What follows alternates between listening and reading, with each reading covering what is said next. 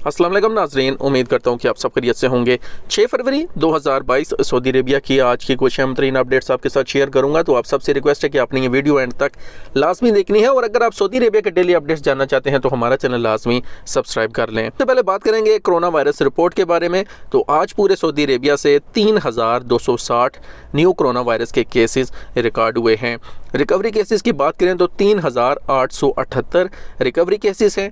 एक शख्स की मौत वाक़ हुई है और क्रिटिकल केसेस की बात करें तो पूरे सऊदी अरेबिया में इस टाइम 1087 टोटल क्रिटिकल केसेस हैं। मुमलिकत में सर्दी की नई लहर मतवक्के ज़्यादा बारिश का इम्कान। सऊदी माहिर मौसमियात और कसीम यूनिवर्सिटी के साबिक उस्ताद डॉक्टर अब्दुल्ला का कहना है कि मुमलिकत में बारिश का सीज़न अक्टूबर से शुरू होकर मई के वस्त तक जारी रहता है। सबक न्यूज़ के मुताबिक डॉक्टर अब्दुल्ला का कहना है कि मुमलिकत के शुमाल और मगरबी इलाकों में सर्द हवाएं चलने का इम्कान है जिसका सिलसिला तवील हो सकता है। बारिश का सिलसिला मार्च और अप्रैल में ज़्यादा होगा, बाद अज़ां मई से इसमें कमी होना शुरू हो जाएगी, जबकि इस साल रमज़ान भी अप्रैल में होगा। इससे ये इम्कान है कि इस दौरान मुमलिकत के मुख्तलिफ इलाकों में मौसम बारिश की वजह से खुशगवार रहेगा। दूसरी जानिब आजिल न्यूज़ ने माहिर मौसमियात खालिद जाहिक के हवाले से बताया कि आइंदा 3 दिन इतवार, पीर और मंगल को मुमलिकत में सर्दी की नई लहर का इम्कान है। डॉक्टर खालिद ने बताया कि मौसम सरमा का पहला सीजन जिसे शब्द कहा जाता है खत्म हो गया है, जबकि इतवार से दूसरे सीजन अकरब का आगाज हो रहा है जिसका दौरानिया 39 दिन पर मुहित है। अकरब सीजन के हवाले से डॉक्टर का कहना था कि इसमें अगरचे सर्दी निस्बतन कम हो जाती है मगर अचानक इसमें इजाफा हो जाता है। कुवैत से वापस आने वाले सऊदी शहरी 48 घंटे पहले PCR टेस्ट कराएं। कुवैत में सऊदी सफारतखाने ने अपने शहरियों को मुमलिकत वापसी से 48 घंटे कबल PCR टेस्ट कराने की हिदायत की है। सबक न्यूज़ ने कुवैती सफारतखाने के ट्विटर पर जारी बयान के हवाले से बताया कि एहतियाती तदाबीर के तहत कुवैत से मुमलिकत जाने वाले सऊदी शहरी मुकर्रर हदायत पर सख्ती से अमल करें। मुसाफिर फ्लाइट के वक़्त से 48 घंटे कबल का PCR टेस्ट कराएं। सफ़र मनफी रिपोर्ट से मशरूत होगा। सफारतखाने की जानिब से जारी हदायत में मज़ीद कहा गया है कि 8 बरस से कम उम्र के बच्चे मुकर्रर ज़वाबित से मुस्तस्ना होंगे। वाज़ेह रहे सऊदी अरब ने 9 फरवरी से बर्री सरहदी चौकियों के जरिए आने वालों के लिए नए ज़वाबित जारी किए हैं जिनका मकसद कोरोना वबा से शहरियों को महफूज रखना है। सवाल नंबर 1 के अकामा एक्सपायर हो गया, फैमिली भी सऊदी अरेबिया में मौजूद है, वापस कैसे जा सकते हैं, कानूनी तरीका क्या है। सवाल नंबर 2 के कफील ने अकामा भी अपने पास रखा हुआ है, पासपोर्ट भी आपका कफील के पास है, उसने हरूफ फाइल कर दिया है, आपका खरूज भी नहीं लगा रहा, तो इसका क्या कुछ कानूनी तरीका है। जवाजात की तरफ से इन 2 सवालों का क्या जवाब दिया गया, मुकम्मल रिपोर्ट आपके साथ शेयर करता हूँ। सऊदी अरब में रहने वाले गैर मुल्की कारकुनों के लिए लाजमी है कि अकामे को अपडेट रखें। कानून के मुताबिक अकामा एक्सपायर होने की सूरत में 500 रियाल जुर्माना आयद किया जाता है। अगर अकामे की तजदीद में दूसरे बरस भी ताख़ीर होती है तो इस सूरत में जुर्माना 1000 रियाल आयद किया जाता है, जबकि तीसरी बार ताग़ीर पर कानून के मुताबिक अकामा होल्डर को डिपोर्ट किया जाता है। अकामा और हरूफ के हवाले से एक शख्स ने दरियाफ्त किया कि स्पॉन्सर ने हरूफ फाइल कर दिया है, जबकि पासपोर्ट और अकामा भी इसके पास है। ना वो फाइनल एग्जिट लगाता है और ना ही अकामा देता है। मैं वापस जाना चाहता हूँ। सवाल का जवाब देते हुए जवाजात का कहना था कि मज़कूरा केस में वजारत अफरादी क़ुव्वत और समाजी बहबूद आबादी के ज़िली इदारे से रजू किया जाए, जहाँ केस की तफसील लिख कर दरख्वास्त दें ताकि वो मामले का मुनासिब हल निकालें। वाज़ेह रहे वजारत अफरादी क़ुव्वत के तहत लेबर कोर्ट्स कायम हैं जहाँ अजर और अजीर के माबैन तनाज़ात को हल किया जाता है।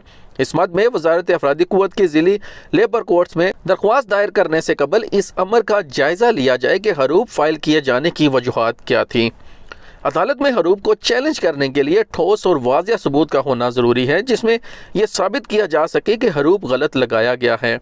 अगर अदालत में यह साबित हो जाए कि हरूफ गलत लगाया गया है तो इस सूरत में अदालत हरूफ को कैंसिल करने का हुक्म देती है, जिसके बाद अकामा तजदीद कराने के बाद खरूज नहाई यानी फाइनल एग्जिट लगाया जा सकता है। एक और शख्स की जानिब से दरियाफ्त किया गया कि अकामा ख़त्म हुए 80 दिन गुजर चुके हैं, खरूज नहाई जाना चाहता हूँ मगर अहल खाना पर आयद फ़ीस अदा नहीं की, क्या करूँ। इस हवाले से जवाजात का कहना था कि खरूज नहाई वीज़े के लिए लाजमी है कि अकामा करामत हो और इसकी मुद्दत में कम अज़ कम 60 दिन बाकी हों। अकामा तजदीद कराने के बाद खरूज दहाई फाइनल एग्जिट लगाया जा सकता है। जहाँ तक अहल खाना की फीस, जिसे अरबी में रसूमुल मुराफकीन कहा जाता है, के हवाले से दरियाफ्त किया गया है तो ये अदा करना ज़रूरी है। फैमिली फीस या रसूमुल मुराफकीन 400 रियाल महाना के हिसाब से आयद की जाती है। हर एक फ़र्द के लिए महाना 400 रियाल अदा करें और जितनी मुद्दत की ताख़ीर हुई है इसे अदा करने के बाद अकामा तजदीद कराया जा सकता है। वाज़ेह रहे, रवां बरस अकामे की तजदीद के लिए सामाही की सहूलत फराम की गई है, जिसके तहत मज़कूरा मुद्दत के लिए अकामे की फ़ीस और फैमिली फ़ीस अदा करने के बाद अकामा तजदीद कराया जा सकता है। ये दोनों जो सवाल थे, इनके जो जवाबात हैं वो जवाज़ात की तरफ से दिए गए हैं, बाकी सोशल मीडिया से नहीं लिए गए। तो जो कानूनी तरीका है वो जवाज़ात की तरफ से आपको बता दिया गया है। सऊदी अदालतों में मियाँ बीवी के दरमियान झगड़ों के योमिया 155 मुकदमात। सऊदी अदालतों में मियाँ बीवी के दरमियान झगड़ों के 155 मुकदमात हर रोज़ पेश किए जा रहे हैं। अलहदगी की सूरत में बच्चों की परवरिश के हक़ पर तनाज़ात मामूल बन गए हैं।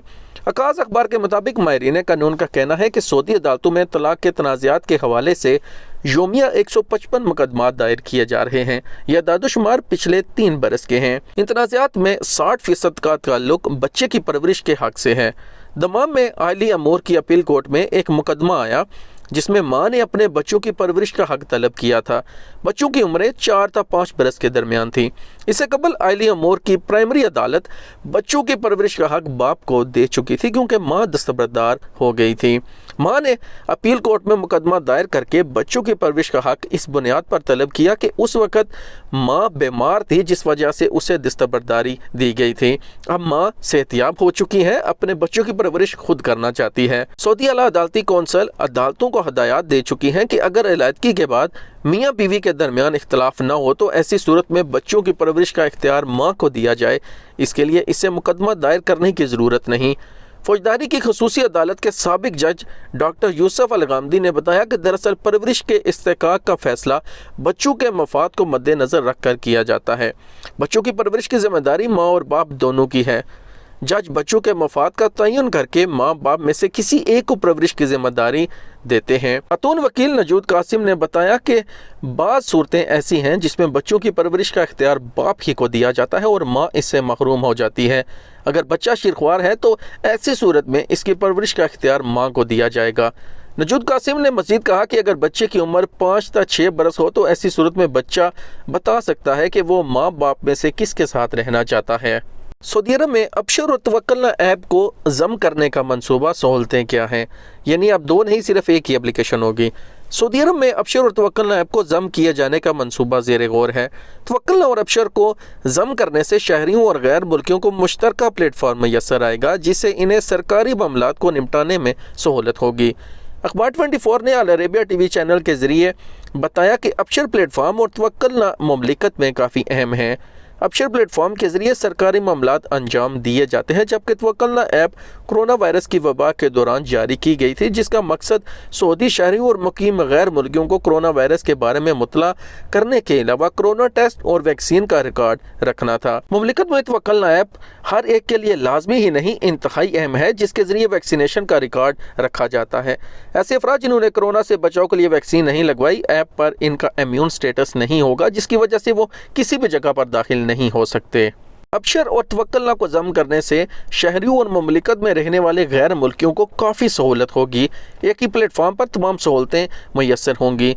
ज़राए का कहना था कि मुतल्लिका इदारे अबशर और तवक्कलना को ज़म करने के बारे में ख़त्मी जायज़ा ले रहे हैं। वज़ारत दाखिला, नेशनल डिजिटल अथॉरिटी और सऊदी डाटा और मसनूई ज़हानत के इदारे अपनी रिपोर्ट पेश करने के बाद ख़त्मी मंजूरी और तरीक़ाकार जारी करेंगे। तो नाज़रीन, ये थी सऊदी अरब की आज की अहम तरीन खबरें। उम्मीद करता हूँ ये आपके लिए मुफीद रही होंगी। सऊदी अरेबिया के डेली अपडेट्स के लिए हमारा चैनल लाजमी सब्सक्राइब कर लें। अपना बहुत सारा ख्याल रखें। मिलते हैं नेक्स्ट वीडियो में। अल्लाह हाफिज़।